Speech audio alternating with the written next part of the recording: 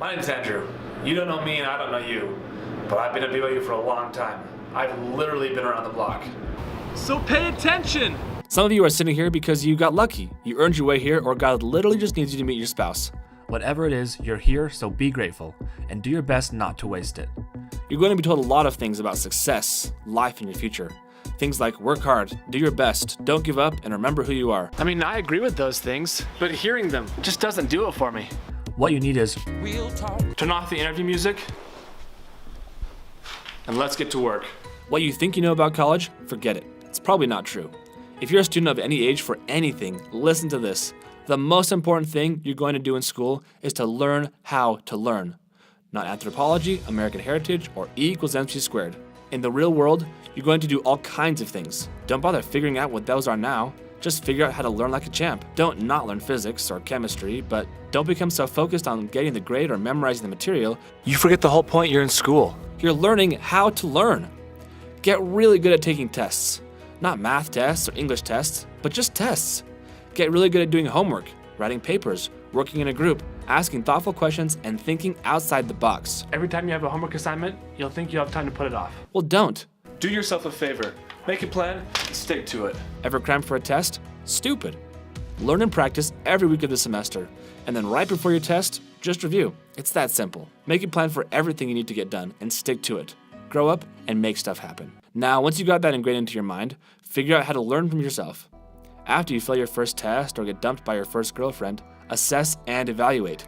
What went wrong? What went right? Was it in your control? What needs to change? In the business school, they teach you that when you have an idea for a business or invention, you first make an MVP, a minimum viable product. This is the very cheapest possible way to make your idea as believable as possible before you invest time and money to actually make it happen. Let me explain. If you think you want to be a biologist, talk to an actual biologist. Learn what they do.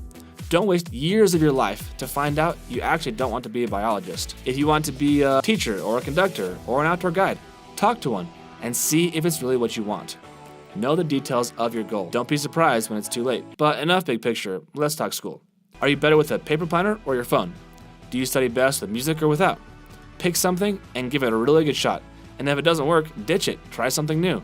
If you want to get in shape, try running or biking or swimming. See what works for you and then work for you. But before you have it nailed, fall back on your priorities. God, family, future, and friends. Make God your first priority always. Pray and all that jazz. You know the drill. Love your family and show them, even if they live across the world. Now your future. This could be dating, school, or working out to improve your health. Your future will be something simply because you're alive. But the better you figure out how to learn new things, learn from yourself, and work hard, you can literally do whatever you want. And finally, friends. Have fun with friends. Go on trips with friends. But make sure they're an asset to your high goals and not a distraction. because really, fun is only fun when you've worked for it. In less than an hour, you're gonna leave this auditorium. Or school or whatever, and do something that's nothing. Facebook, video games, eating, whatever. At some point in life, you're going to leave school and do who knows what. A lot. And I mean a lot of what you do in life is just stuff. You drive to work, you mow the lawn, you pay the bills. Watch the news. For most of this stuff, you should only give it moderate attention, so your life is balanced. Multitasking is a myth. If you're gonna start homework, do homework. When you're with people, be with people. And if you're gonna be in class, then be in class. The 4 priorities I mentioned before, that is your OBAML. Obsessive beyond all measure list. Use that as a guide because these are the most important things of your life, so prove it. Olympians become obsessed with one sport. In your life, that's not practical. If you want a family, a job, a healthy body, and a well-educated brain, and some hobbies, you'll have to learn to be moderate in some things, but in others, you can be obsessive about. It comes down to this. Invest in yourself. Have your goals up on your wall so you can see them every day. Be the nicest person you know. Stay curious about everything. And lastly, just do it. You want to be on the basketball team? Practice every night at your apartment court. You want that guy or that girl? Be the kind of person that attracts them and then ask them on a date. You want power over temptations? Study the gospel every day.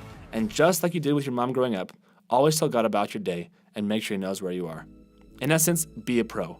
The pros become pros through practice. Hours and hours of the same things. Be a pro student, a pro friend, a pro son, a pro daughter, a pro disciple of Jesus Christ. Be a pro you. The future is pain, the future is growth. The future is limitless, so become comfortable with uncomfortable. Because if you have $1 million dream, You better have $1 million work ethic to match. See you in the future.